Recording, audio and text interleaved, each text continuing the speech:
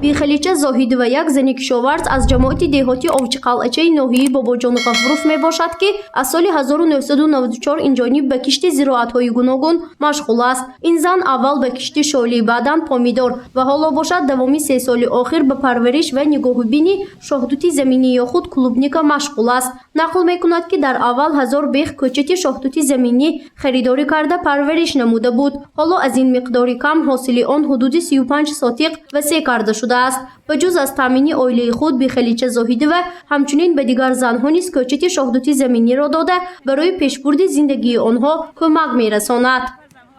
همین سال به حدود 20 ساتیق اضافه کوچت کردم.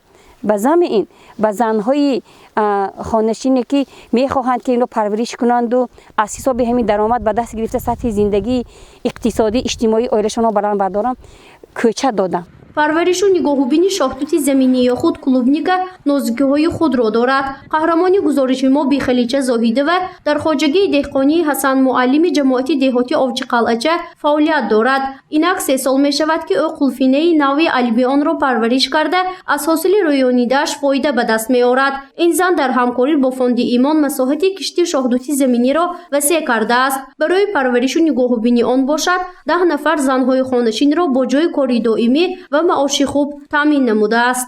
10 نفر زنهای خانشین را کارگری دائمی کردم. یک ماه به 12 روز آمده من کار میکنم. هر یک تاشون به مبلغ 50 تومانی مبلغ گذاری میکنم. 12 روز 13 روز آمده کار میکنم. نیکی من همین ماهی نوامبر به قریب کی 18 روز باز 10 نفر کار کردستیم.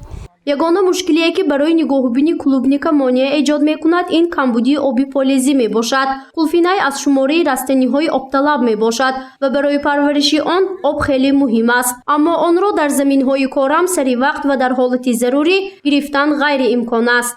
زمین بسیار است که برای آب ما بی‌حدم از آب کشیدیم.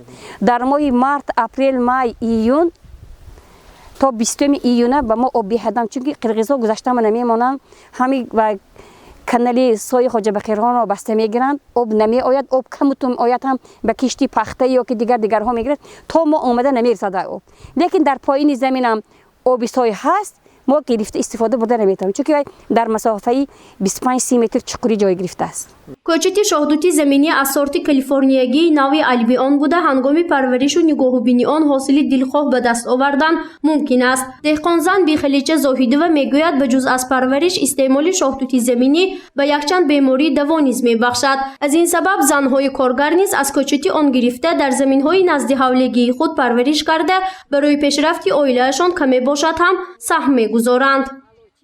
برای فشار بلندی، برای بیماری‌های کسری قند، بیماری‌های راه نفس این دواگی دارد. من همین روز به 2 نفر زن به شماره 5000 بیخی 10000 بیخ کوچه دادم.